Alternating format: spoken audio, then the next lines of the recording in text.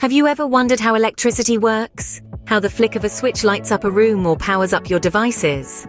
Well, let's unveil the magic behind this everyday phenomenon. In the simplest terms, electricity is the flow of electric charge.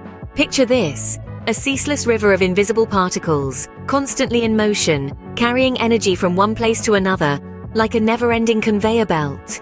This is what powers up your home, your office, your city, and indeed, our entire world.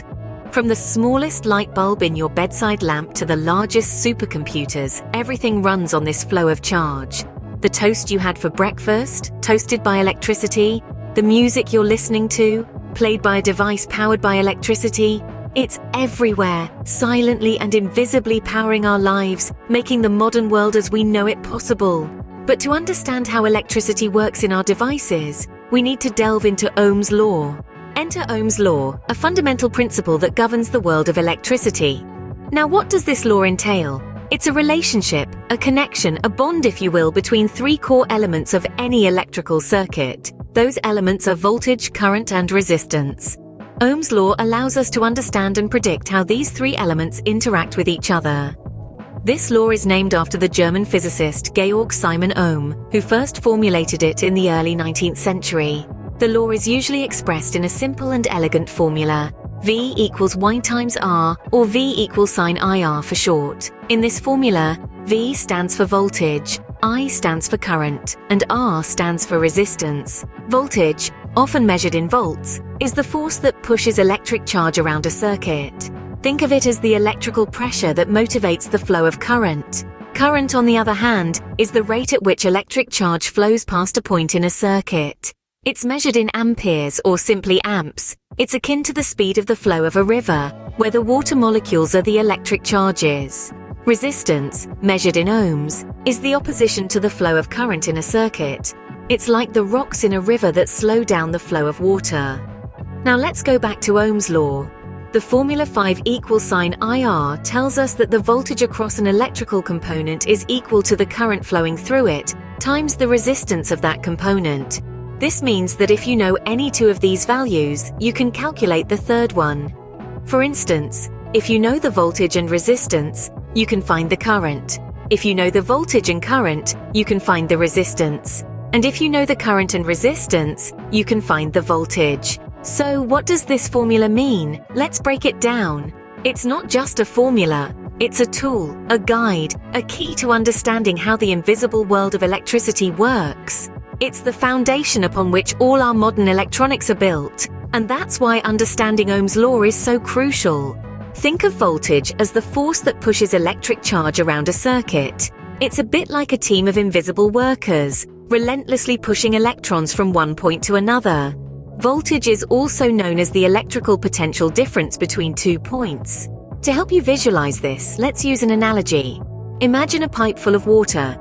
The water pressure inside the pipe is similar to voltage in an electrical circuit. The pressure, or the force, pushes the water through the pipe, overcoming any resistance it might encounter, much like voltage pushes electric charges through a circuit. This invisible force, or voltage, is measured in units called volts, named after the Italian physicist Alessandro Volta. Whether we're talking about a tiny 1-volt battery in a wristwatch or the colossal voltage in a lightning bolt, it's all about the push, the driving force that makes electric charges move. So voltage is like the push that makes electric charges move. But what do these charges encounter as they move? That's where resistance comes in. Resistance is exactly what it sounds like. It resists or slows down the flow of electric charge.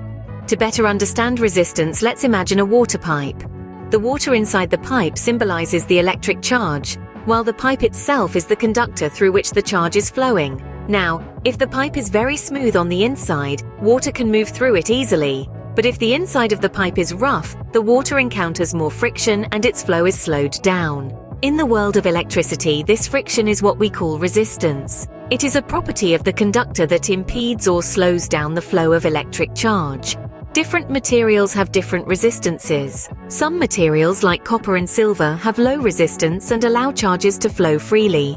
Others, like rubber and wood, have high resistance and slow down the flow of charges. So resistance is the friction that electric charges face. Now, what about the actual flow of these charges? That's what we call current. Current is the rate at which electric charge flows in a circuit. Picture a pipe filled with water. The amount of water flowing through that pipe at any given moment is akin to the current in an electrical circuit. It's the actual movement of electric charges, which we measure in units called amperes, or simply amps. Imagine the water in our pipe as a crowd of eager electrons, each bearing a tiny charge. When voltage or electrical pressure is applied, these electrons start to move, rushing from one place to another. And just like the rate of water flow in a pipe can change, the amount of current in a circuit can vary too. This movement, this flow, this current is the heart of any electrical circuit. Without it, there is no light, no warmth, no power. So current is the actual flow of electric charges. But how do these three elements interact? Let's bring it all together. Ohm's law, in its simplest form, tells us that the voltage across a device is equal to the current flowing through it, times the resistance of the device. Now, let's see Ohm's law in action. Imagine an electric circuit with a battery, a light bulb, and a switch. When the switch is flipped, the circuit is complete and current begins to flow. The bulb lights up, a clear sign that electricity is at work. The battery, in this case, is our source of voltage. It's the driving force that pushes the current or the flow of electrons through the circuit. The light bulb represents resistance. It slows down the flow of electrons, converting electrical energy into light and heat. Now, according to Ohm's law, if we know the voltage of the battery and the resistance of the light bulb, we can calculate the current flowing through the circuit. For instance, if we have a 12-volt battery and a light bulb with a resistance of 6 ohms, we divide the voltage by the resistance. 12 divided by 6 equals 2, so the current is 2 amperes.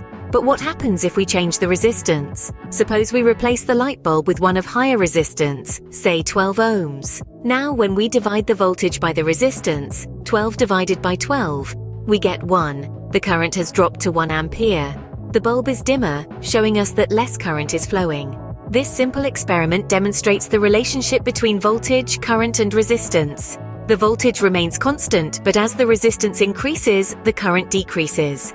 Conversely, if the resistance decreases, the current increases. This is the beauty and simplicity of Ohm's law. It's not just about numbers and calculations. It's about understanding the foundations of how electricity works. It's about seeing the invisible forces that power our world, from the tiniest LED to the largest power station. And there you have it, the essence of Ohm's law, a fundamental principle that governs the world of electricity. So, we've unraveled the mystery of Ohm's law, but what are the key points to remember?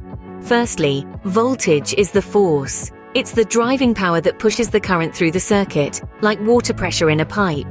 It's measured in volts, and it's the V in our formula. Secondly, resistance is the opposition. It's what slows down the current, like friction in our pipe analogy.